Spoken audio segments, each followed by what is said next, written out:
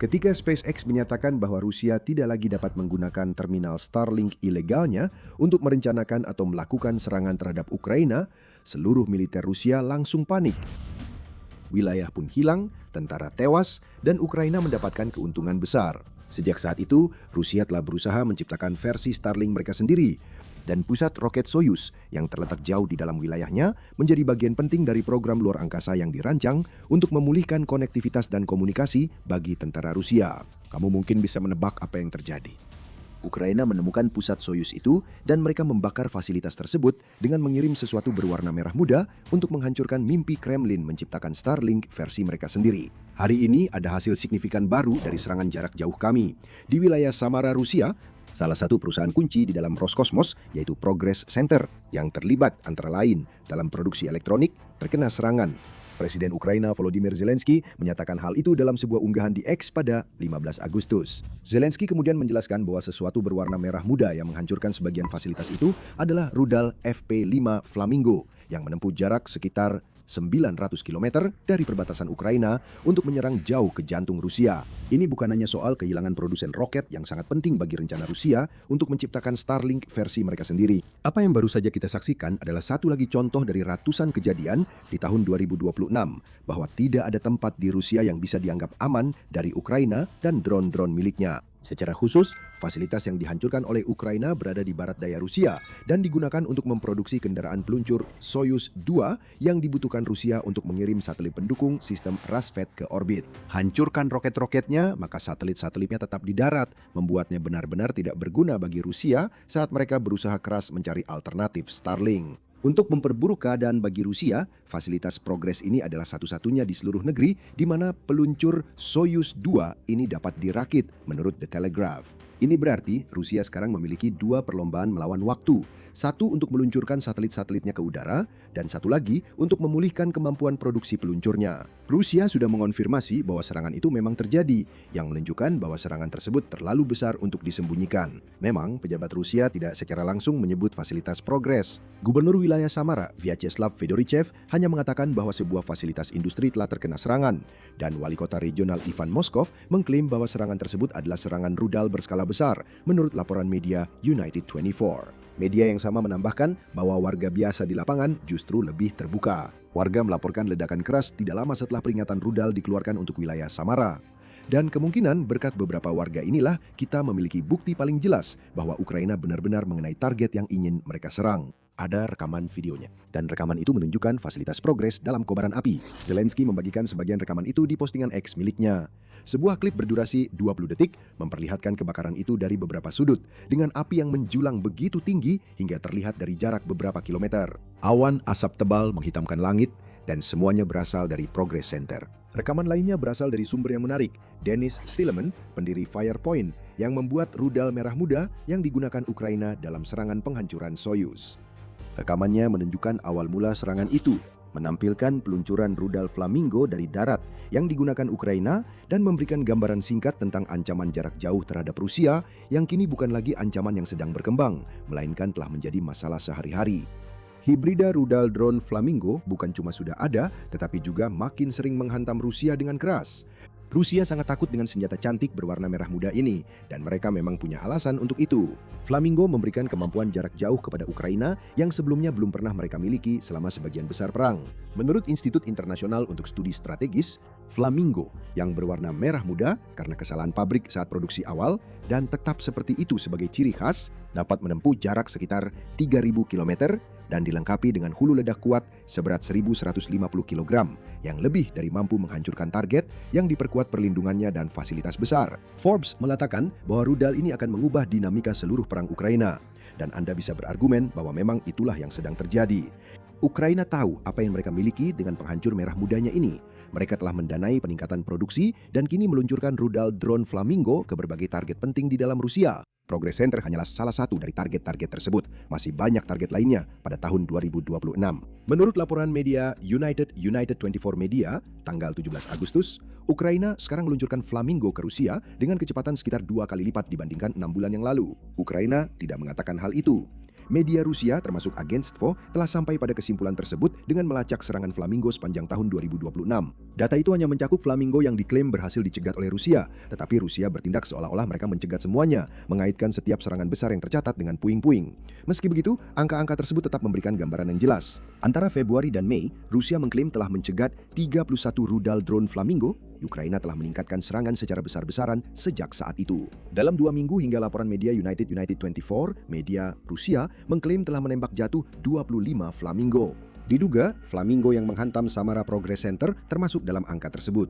Dan rekaman itu menunjukkan kepada kita dengan tepat apa arti ditembak jatuh bagi Rusia. Serangan Progress menunjukkan kepada kita seberapa jauh teknologi drone canggih Ukraina telah berkembang, berevolusi dari drone yang digunakan di garis depan. Saat Ukraina mengandalkan senjata barat untuk serangan di perbatasan, kini mereka memiliki rangkaian lengkap senjata jarak jauh yang dapat menyerang hampir semua lokasi penting di Rusia. Inovasi drone Ukraina telah menjadi pengubah momentum menurut Council on Foreign Relations. Hal ini telah membuka peluang keberhasilan yang lebih besar dalam serangan ke wilayah Rusia, didukung oleh tingkat daya tembak yang mengerikan seperti yang terlihat pada Flamingo. Drone Ukraina telah menjadi kunci untuk merebut kembali kendali atas Laut Hitam, menerapkan strategi untuk Crimea yang memungkinkan isolasi tanpa mengorbankan prajurit, dan menunjukkan kepada Rusia bahwa tak satu pun fasilitas utamanya lagi aman. Dengan Flamingo yang digunakan, apapun dalam jarak 3.000 km menjadi target.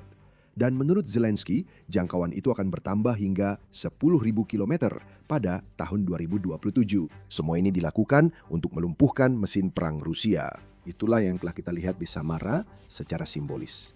Secara kasat mata, ini adalah sanksi jarak jauh lainnya yang diberikan untuk menekan Putin dan kroni-kroninya di Kremlin. Setiap kali Flamingo atau aset jarak jauh Ukraina lainnya mengenai target mereka, sebuah pesan dikirimkan kepada setiap orang Rusia yang mendengar dengungan drone atau merasakan panas dari api. Putin tidak bisa melindungi mereka, dan kegagalannya melindungi Rusia sendiri adalah alasan mengapa militer tampil sangat buruk di Ukraina dan mengapa begitu banyak rakyat Rusia dicekik oleh jeratan ekonomi berupa inflasi tinggi dan suku bunga yang membuat mereka mustahil membayar kembali pinjaman.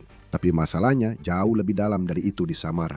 Kita sudah menyinggungnya tadi. Fasilitas Progress adalah pusat dari setiap rencana yang dibuat Kremlin untuk Ukraina. Rusia sangat membutuhkan satelit-satelitnya di udara. Dan sebentar lagi, kami akan menjelaskan mengapa serangan di Samara ini benar-benar menghancurkan semua harapan Rusia untuk membalikan keadaan di Ukraina. Sebelum itu, ini adalah pengingat bahwa Anda sedang menonton acara militer.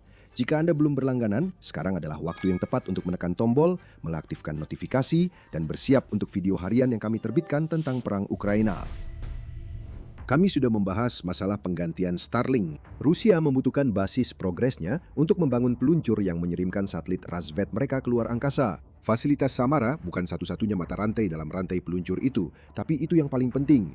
Komponen untuk peluncur Soyuz yang dibutuhkan Rusia sedang dibuat di seluruh negeri, kemungkinan sebagai upaya untuk mencegah Ukraina menghancurkan seluruh rantai pasokan dalam satu serangan. Namun, semua komponen tersebut berkumpul di satu titik pusat, dan titik itu adalah fasilitas Progress yang diserang Ukraina pada 15 Agustus. Bayangkan seperti memotong kepala ayam Rusia.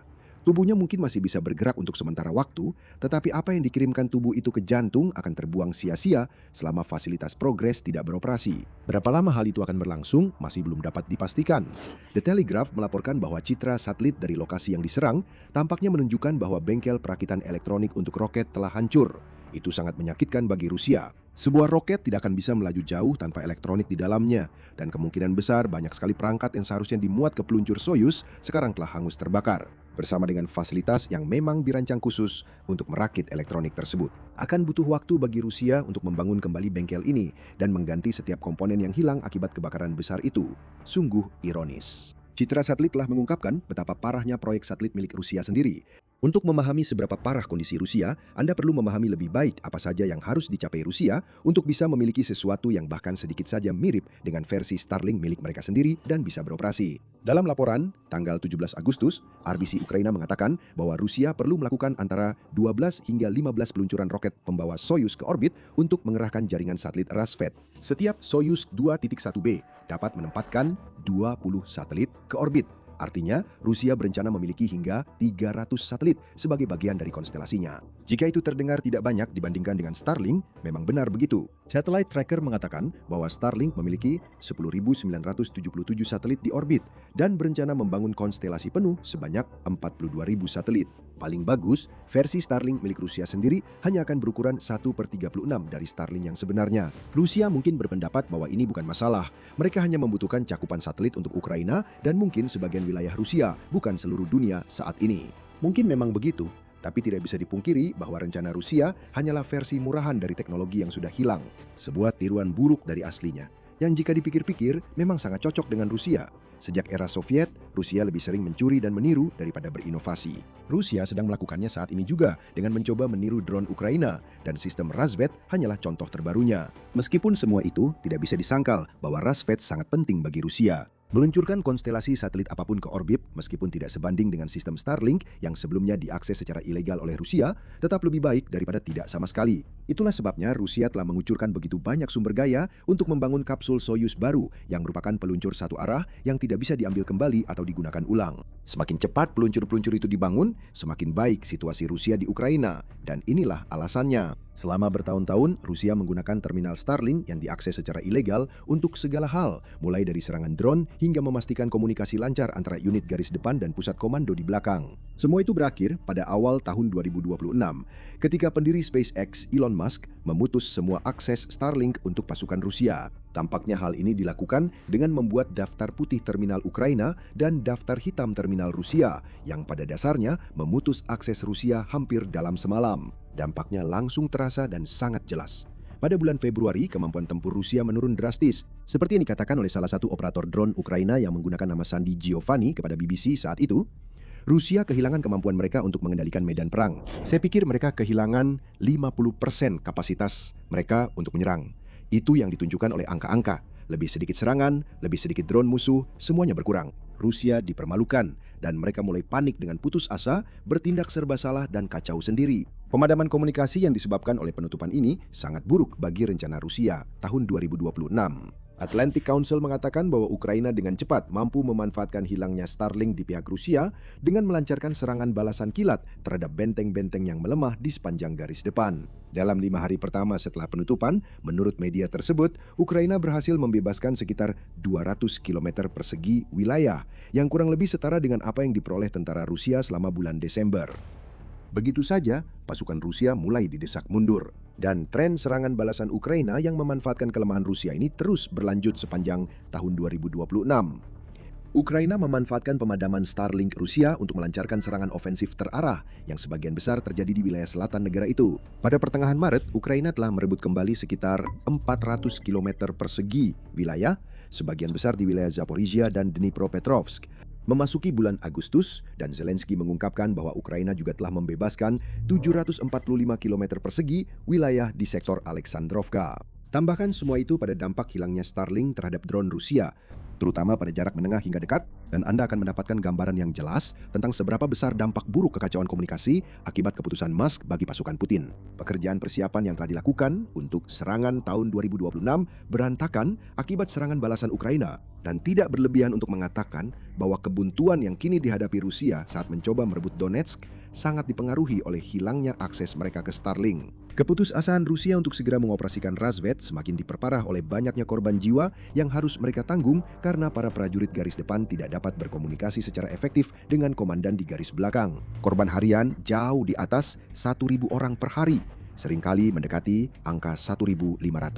Itulah yang terjadi dalam 24 jam menjelang 16 Agustus ketika Rusia kehilangan 1.510 tentara akibat tewas atau terluka, beserta 600 unit peralatan. Sekali lagi, semua ini dapat ditelusuri kembali ke pemadaman Starlink.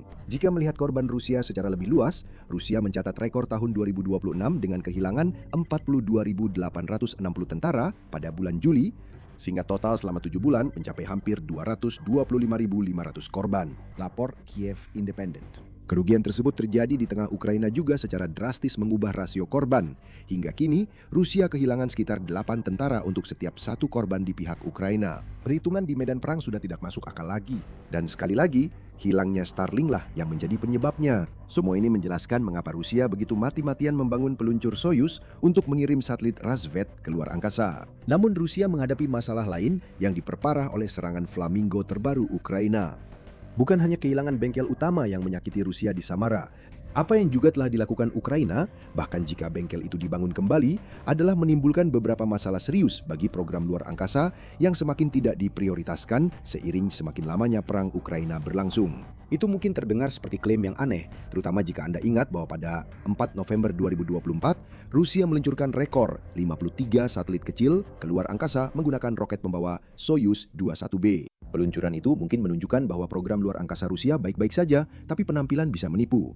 Ada alasan kuat mengapa kita belum melihat peluncuran seperti itu lagi sejak saat itu, meskipun Rusia lebih putus asa dari sebelumnya untuk menempatkan satelit-satelitnya di orbit. November 2024, hampir 2 tahun yang lalu, dan banyak hal telah berubah di Ukraina. Lebih banyak peralatan Rusia yang telah dihancurkan, dan Ukraina sekarang secara rutin melakukan serangan jarak jauh yang semuanya membuat Rusia tertekan hingga harus memilih antara berperang atau menjalankan program luar angkasanya. Tidak masalah seberapa cepat Rusia bisa atau tidak bisa membangun peluncur Soyuz, ekonomi perang telah berbenturan dengan ekonomi luar angkasa. Dan yang terakhir, inilah yang mulai kalah. Prioritasnya sekarang adalah mengirimkan apapun yang dibutuhkan oleh pasukan Rusia di Ukraina dan mengganti personel pasukan tersebut yang hilang dalam jumlah besar. Yang semuanya berarti lebih sedikit uang yang dapat dialokasikan untuk program Rasvet yang akan bermanfaat bagi Rusia dalam jangka panjang, tetapi tidak menyelesaikan masalah mendesak yang sedang dihadapi saat ini. Rusia juga menyadari hal ini. Sebaik siapapun, pada 10 April, media United 24 melaporkan bahwa Direktur Ilmiah Institut Penelitian Antariksa di Akademi Ilmu Pengetahuan Rusia, Lev Zeleny,